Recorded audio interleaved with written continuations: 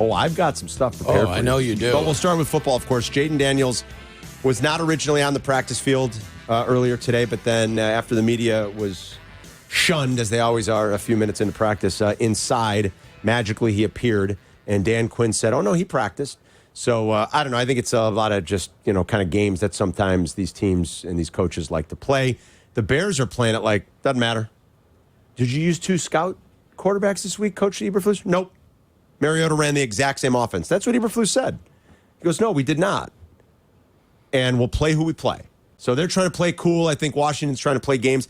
I don't expect Jaden Daniels to play, Yerk. We'll see Sunday. You prepare for the guy. You prepare for Daniels like he's going to play. That's what you do. Is that what you do, really? You prepare like he's going to play. Knowing that, like Eberflus said, Mariota ran the same offense anyway? Yeah, you plan on the starter until the starter's not playing.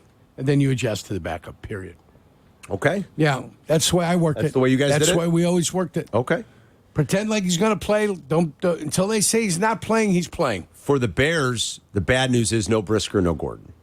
Terrell Smith is back. That's the good news.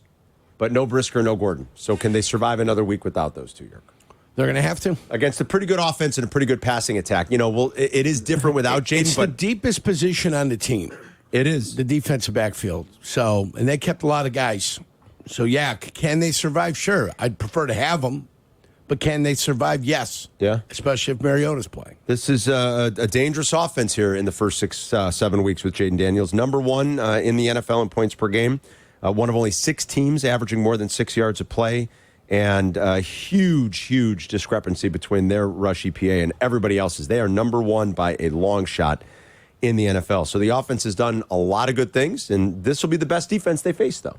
The Bears' defense will clearly be the best defense that they have faced to date. 54th all-time meeting, Yurko. 54th all-time meeting between the Bears and Washington. And who's leading? The Bears, I believe, are leading in that 54 I think meetings. it's close. I can double-check, actually. The first game was October 30th, 1932. Back then, the Commanders were the Boston Braves, actually. They've met 7 times in the playoffs. Of course, we have nightmares as Bear fans about the late 80s when Bears seasons got ended not once but twice by Joe Gibbs and the Redskins. I remember it. Back then, they were the Redskins. Darryl Green would turn the ball turn a punt for a touchdown. Yep. Well, and remember 86, coming off the Super Bowl, the Bears went 14-2. Their defense, believe it or not, statistically was better than the year before. But McMahon got hurt, and that season didn't finish the way we had all wanted, and they got knocked out. So they've met a lot in the playoffs. Most famous meeting, of course, is the 1940 title game, Yurko, which the Bears won 73-0. 73-0. That is correct, my friend. Bears are 4-1-1 against the number. Commanders 5-1-1 against the number. So both have done well in exceeding odds makers' expectations so far this season. If you want to talk Bears and Commanders with us, you can at 312-332-3776. I was talking to Yurko before at the start of the show about DJ Moore and that monster game he had last year. 8 catches for 230 and 3 tutties. 134 of those yards came with Benjamin St-Juste and Emmanuel Forbes in coverage. He hauled in 4 of the 5 targets against those 2. 1 of his 3 touchdowns came, I think it was with Forbes in coverage, if I'm remembering correctly, looking back at the data from that game now. But 8 for 230, including 134 against 2 guys he'll be on the field against again this week. There was some turnover in that secondary. Cameron Curl's gone. Kendall Fuller, is gone. But St-Juste and Forbes will be out there, and DJ Moore torched that secondary last year. Now, you said it, different offense, different quarterback. You can't expect the same results. Right. But DJ back where he played college, maybe he's got another big game this Sunday. You talked about the defensive backfield. 3 of the 4 linemen, I believe, are gone, too. And that's a point that you made. Jonathan Allen's injured, and Chase Young is a Saint. That is correct, Yurko. Yes, he is. So even that defensive line that was once a formidable defensive line is no more. They're gone. So you know who they have? The kid they drafted out of Illinois.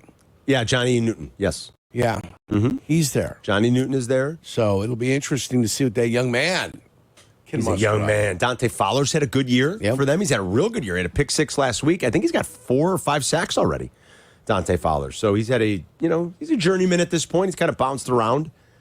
But he's had a productive year coming off the corner for them. So it's a good opportunity here for the Bears. It really is. Vikings have already lost. We thank the Rams. Lions have a pretty winnable game, obviously, at home where they're so good against the bad Titans team. We talked about it during the lunch rush. The Jags hosting Green Bay, so Green Bay's got to go down there. And Jurko said, make no mistake, this time of year, 85 degrees is when it starts to mess with teams from the north. It's been dry in the Midwest. You know that. It's been dry. It hasn't really been humid. So it's been dry in the Midwest. You're going to go down there. You're going to play in that humidity. You're going to see it. And they got injuries at tight end, don't they, the Green Bay Packers? They got tight ends there kind of I could give you the latest injury report for them. They've got guys that are beat up. Everybody starts to get beat up this time of year, my friend. Oh, yeah. Hold on one second. I'll get their injury. So there's going to be, they're beat up a little bit. But their wide receivers are all healthy. Watson, Doubs. Boy, Wicks. Dobbs is good. Dobbs had his little one-game suspension, self-imposed, but the team imposed on him, but boy, is he good. Jaden Reed is a little bit banged up after last week. He is officially listed as questionable. They are also listing Watson as questionable. I mean, Musgrave's on IR, but Kraft does not have a designation, so I think Tucker Kraft is okay. So, but Watson and Reed, they are officially listing on their injury report as questionable. Which I like it. I like Jacksonville in this situation. But a good opportunity here for the Bears. And it's above a key number. It is. It is above a key. Good opportunity here for the Bears to keep stacking those wins before it gets really tough. I feel like they got to win 2 out of these next 3 before the schedule becomes extremely difficult into November when the division run starts against the Packers in a few weeks here. I think these next 3 are critical. I think you got to at least get 2. Jurko said you could get 3 now, especially if Daniels doesn't play. Right. This is the Washington game with Jaden Daniels is going to be a tough one. Without him, I think it becomes a little bit more doable.